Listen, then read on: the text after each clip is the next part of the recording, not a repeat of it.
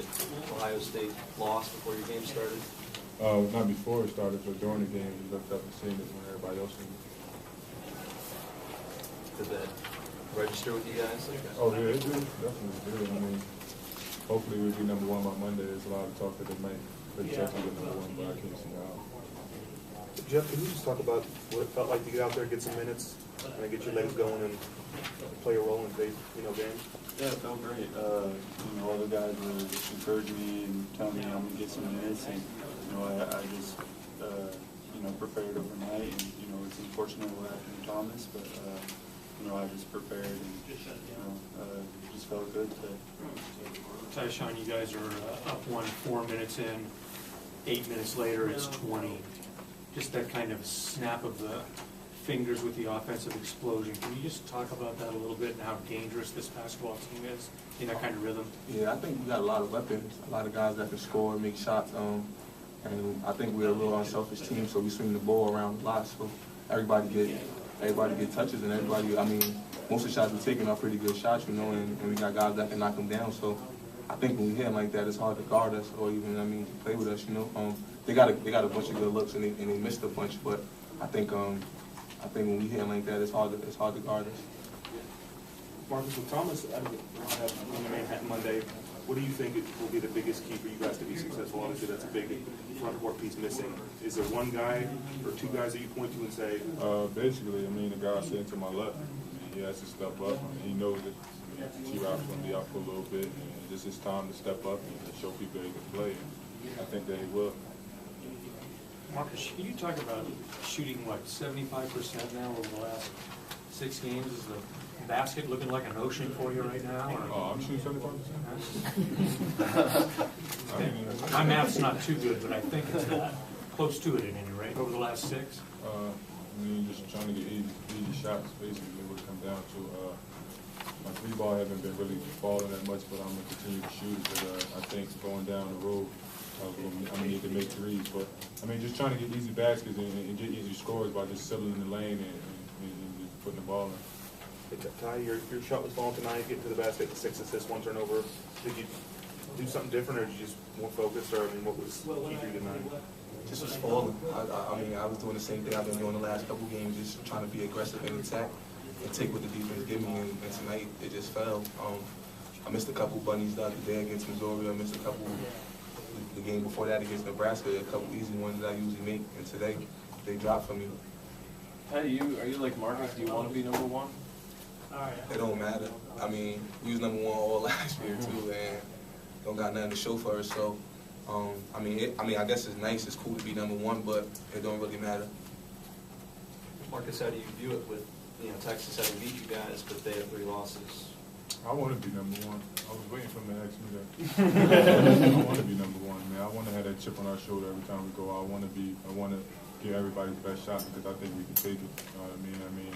T-Rob did go out, but I think that other guys going to step up, and I kind of want that chip on our shoulder to go out and show people why we're number 2 in the nation and why it's not a fluke that we're going to be number 1. Does that chip on your shoulder refer as well to last year? What happened last year when you were number 1 and went out early? Definitely. It's a different team though. We got a different mindset. You know what I mean? It's a whole different team. So number 1, I don't think we're going to be like feeling ourselves a little more. I think it's just going to mean that we need to play harder to keep there. You know what I mean? So we just ready. I feel like we're ready. I feel like we're practicing hard. I feel like we're guarding better. It's just.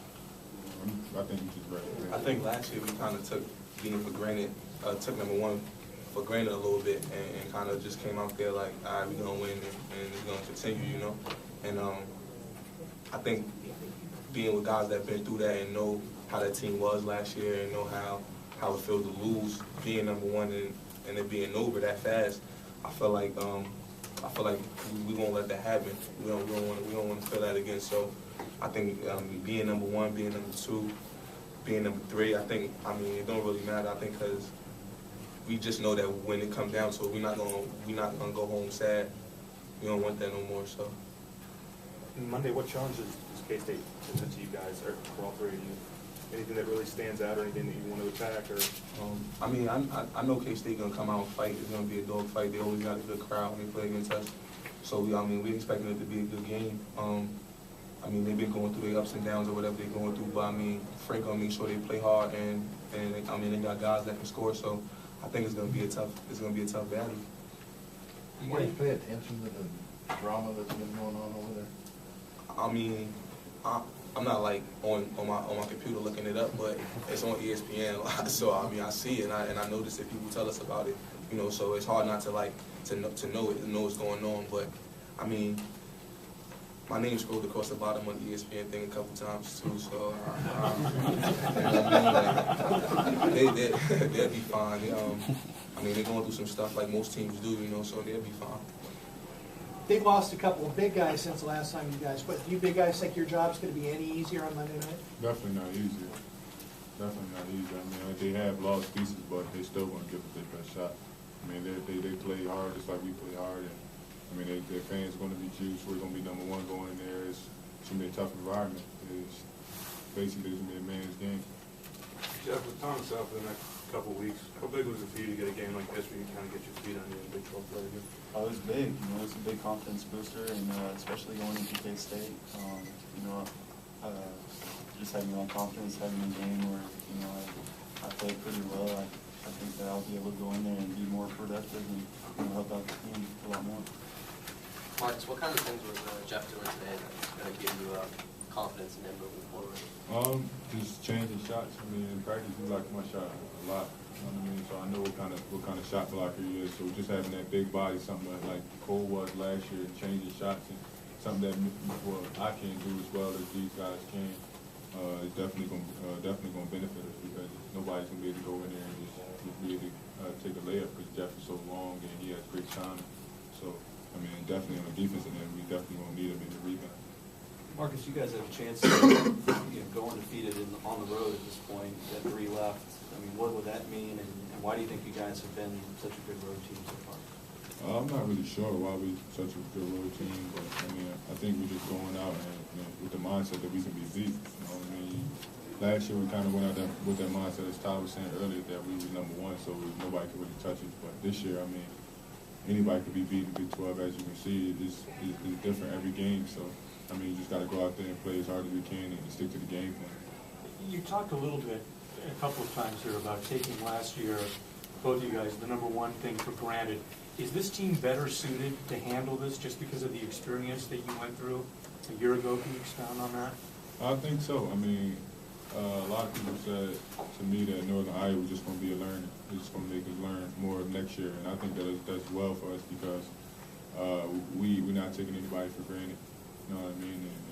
And we're making sure that stuff like that don't happen again because we went out and played a Northern Iowa game just knowing that we were going to win. You know what I mean? Because we were so good against other teams and we played way better competition. So it's just going into every game knowing that this team is capable of beating us. And that's how we approach every game, and that's what Coach saying in the huddle. And no matter who it is, they're capable. One more question, guys. Marcus, do you stay in touch with Poland since last summer? Yeah, I talk to him a lot. What's your relationship like? He's just a good friend. You know what I mean? We just talk. We talk about the years. I mean, we talk about our coaches. I can't say. I don't say anything bad. So don't tell Coach if I say anything bad. We talk about his coaches, and he talk about how Frank is, and I talk about the difference between them. We just compare our coaches. You know what I mean? I tell him, Coach Self, just don't do it as much on the court as Frank does. Frank is just so emotional on the court, but Coach Self, he wait till we get behind closed doors. That's when he do what he do. All right, guys. Thanks so much.